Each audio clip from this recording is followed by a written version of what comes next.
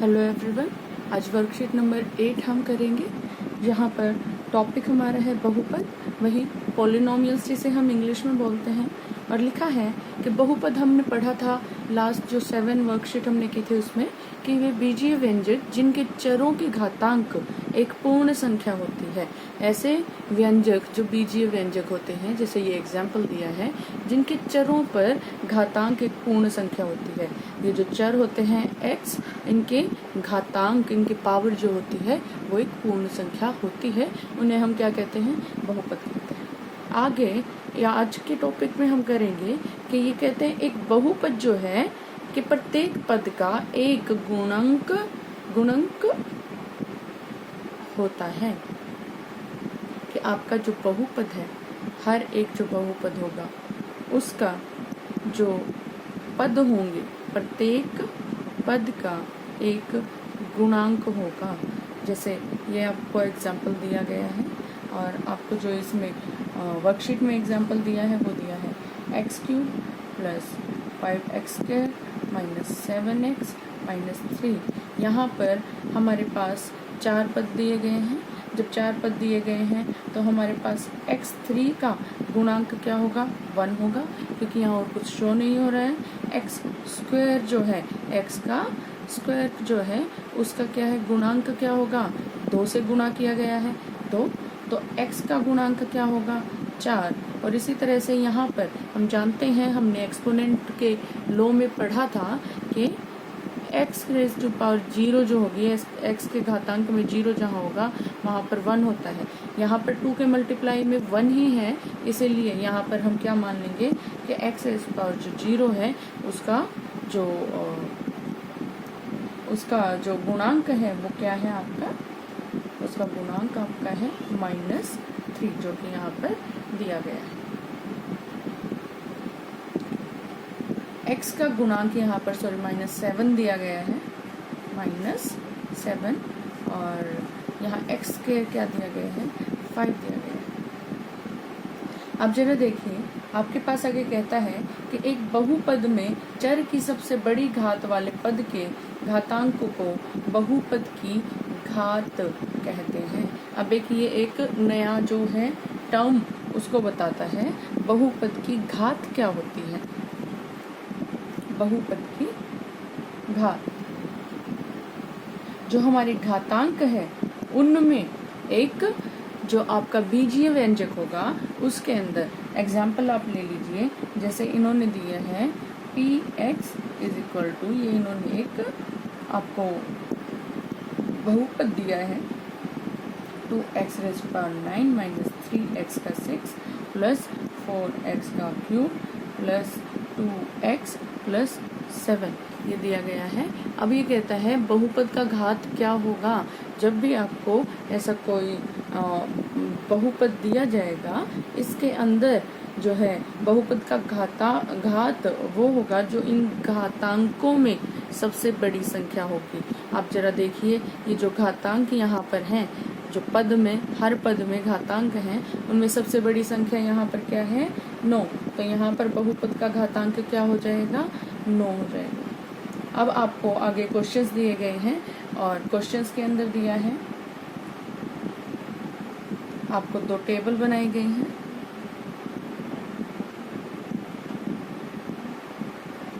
इन 2 tables के अंदर आपको क्वेश्चन दिए हैं कुछ। पहले में दिया है बहुपद और घात। पहली टेबल जो दी है,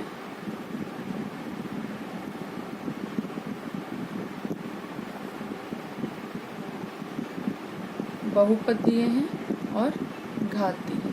आपको क्या करना है? बहुपद में घात को छाट कर बताना है कि क्या है। -6x का 6 - x का 4 + 3। इस बहुपद में बहुपद की घात क्या है? 6। सबसे ज्यादा क्या घात है? 6 है, तो घात में क्या आएगा? 6 आएगा। अगर हम कहें 2 - y⁴ - y³ जो है हमारे पास, तो इसमें बहुपद का घात क्या होगा? इसमें बहुपद का घात होगा 4, क्योंकि सबसे बड़ी पावर एक्सपोनेंट जो है वो 4 है। सबसे बड़ी घातांक क्या है? 4 है। अगर 2 का टू का नाम लिया जाए तो हम जानते हैं टू के मल्टीप्लाई में यहाँ पर क्या है, टू के मल्टीप्लाई में अगर x रेज़ पावर 0 लेंगे तो ये क्या होगा, 2 मल्टीप्लाई 1 होगा जो कि 2 देगा। तो हम यहाँ घातांक क्या ले सकते हैं, यहाँ पर घातांक है 0। तो ये हमारा फर्स्ट टेबल थी। और इसके बाद हमारी सेकंड टेबल आती है। सेकंड टेबल में हमें क्या बोला गया है, एक और टेबल दी है और टेबल के अंदर हमें बहुपद देते हैं और एक्स स्क्वायर का गुणन हमें बताना है, गुणांक हमें बताना है कि एक्स स्क्वायर के गुणा में क्या लिखा गया है। बहुपद हम जो देखते हैं, देखिए 4 माइनस एक्स का square plus x under root 2x minus 1 और 3x का क्यूब प्लस 4x का स्क्वायर प्लस 7x, ये आपको 3 दिए गए हैं।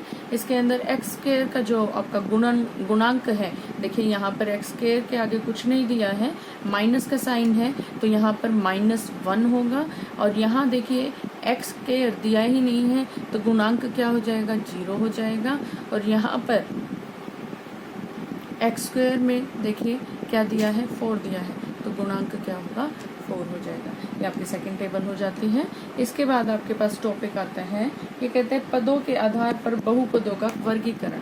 आप पदों के आधार पर किसी भी जो आपके जो आपका वो दिया गया है, बीजीय व्यंजक दिया गया है, उसको पदों के आधार पर बहुपदों का वर्गीकरण करना है आपको। और वो बहुपदों का वर्गीकरण इस तरह से किया जाता है, एक पदी, दूसरा बोलते हैं द्विपद और तीसरा बोलते हैं त्रिपद। ये जो वर्गीकरण है ये किसके आधार पर किया गया वर्गीकरण है, ये वर्गीकरण है पदों के आधार पर। इनका मतलब क्या होता है, एक पदी का मतलब होता है ऐसे समीकरण जिनमें सिर्फ एक पद होगा। जैसे मान लीजिए 5x बोल दिया या फिर 3 बोल दिया या फिर डायरेक्ट बोले 9y का स्क्वायर। ये देखिए ये अलग अलग है और ये सभी क्या है, एक पद के हैं।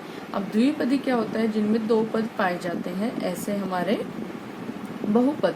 तो देखिए x+2 हम बोल सकते हैं, उसके बाद हम बोल सकते हैं y⁻10+1 x के क्यूब -1 x, ऐसे ही बहुत से होंगे। यहाँ देखिए 2 ही पद जो है आपको बहुपद में दिए गए हैं। और त्रिपद क्या होता है, जहाँ पर 3 पद दिए जाते हैं बहुपद के अंदर, x² प्लस 2x प्लस जो 4 है, इसमें 3 पद दिए गए हैं। ऐसे ही t⁻4 प्लस t प्लस 3, इनमें भी आपको 3 पद दिए गए हैं। तो ये त्रिपद होंगे। पदों के आधार पर एक पदी, द्विपद और त्रिपद।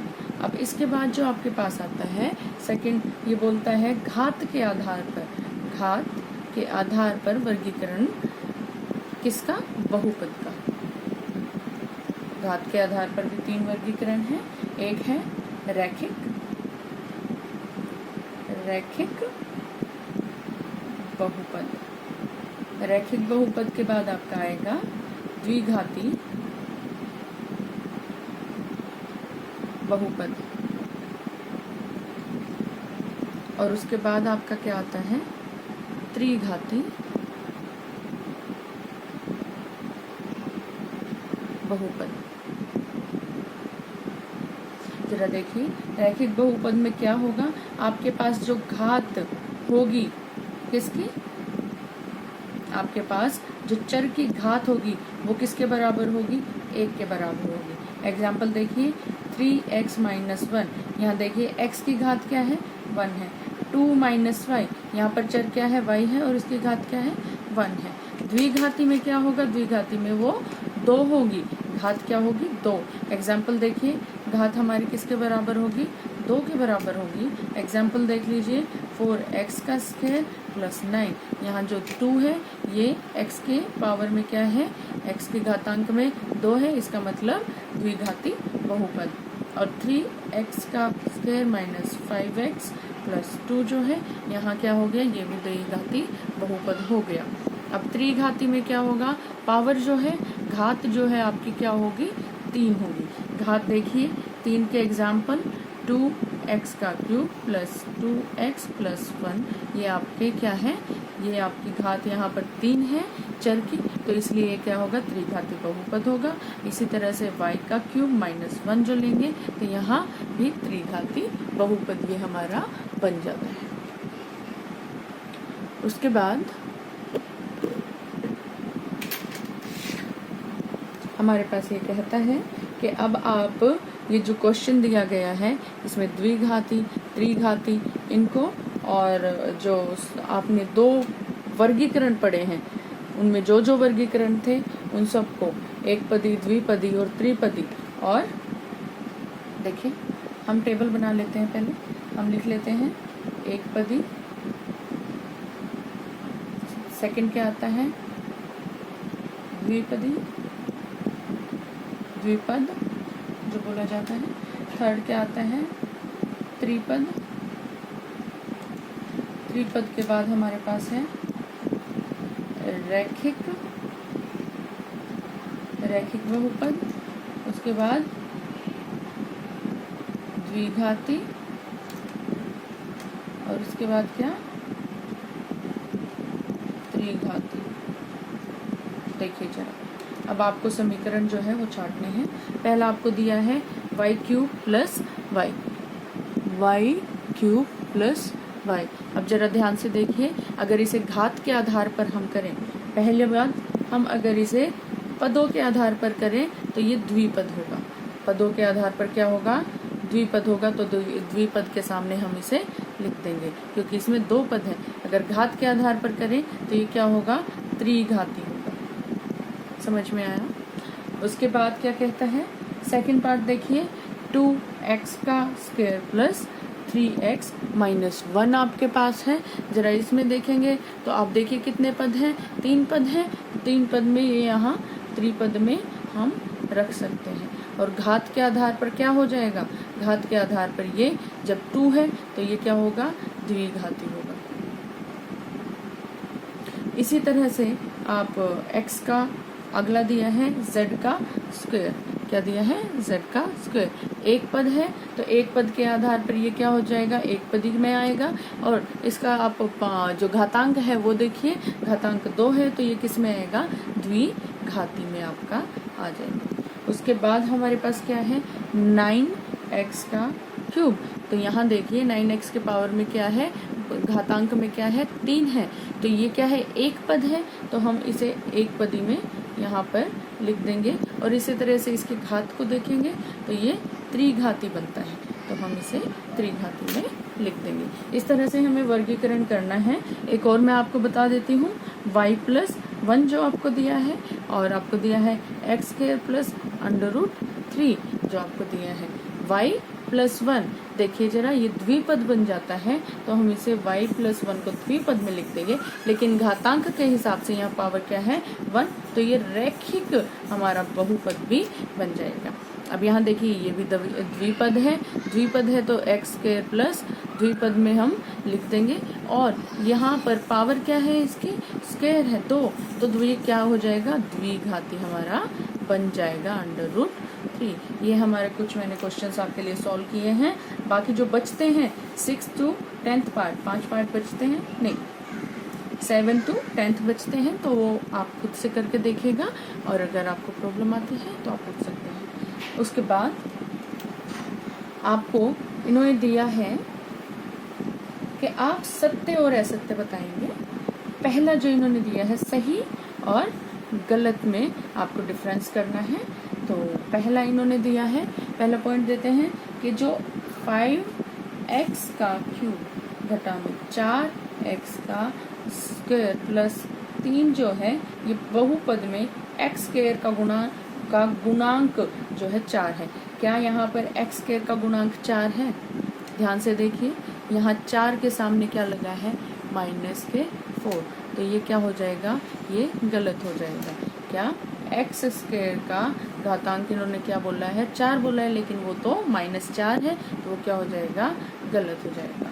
नंबर 2 में क्या है, नंबर 2 में है बहुपद 4x का स्क्वायर की घात 2 है। क्या बहुपद जो ये हमारे पास है इसकी घात 2 है? हाँ, इसके घात चर के ऊपर देखिए घात 2 है, तो ये क्या हो जाएगा, ये हमारा सही हो जाएगा। उसके बाद नंबर 3 में चलिए, नंबर 3 में क्या कहता है,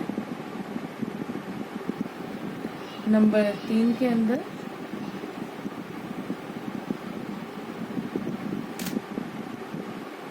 नंबर 3 हमें कहता है कि क्या जो हमारा 2x का क्यूब जमा 1 है वो रैखिक बहुपद है। रैखिक बहुपद में क्या था, रैखिक जो बहुपद था उसमें आपका वर्गीकरण था किसके आधार पर, घात के आधार पर। जरा यहाँ देखिए x पर जो घात है वो 3 है, लेकिन 3 वाला तो हमारा क्या होता है, त्रिघाती बहुपद होता है, तो ये रैखिक बहुपद नहीं है, तो हम इसे क्रॉस कर देंगे। अब नंबर 4 में क्या लिखा है, नंबर 4 में √5x लिखा गया है, प्लस में 1 लिखा गया है, और कहता है कि x का गुणांक जो है वो √5 है। क्या x का गुणांक √5 है? हाँ, x का गुणांक √5 है, तो ये क्या होगा, हमारा सही हो जाएगा। नंबर 5 क्या कहता है, नंबर 5 कहता है कि बहुपद 4m जमा 5n एक द्विपद है। देखिए द्विपद क्या होता है, दो पदों वाली जो हमारे समीकरण होते हैं, हाँ ये एक द्विपद है, क्योंकि इसमें कितने पद हैं, 2 पद है, तो ये क्या हो जाएगा, सही हो जाएगा। Thank you.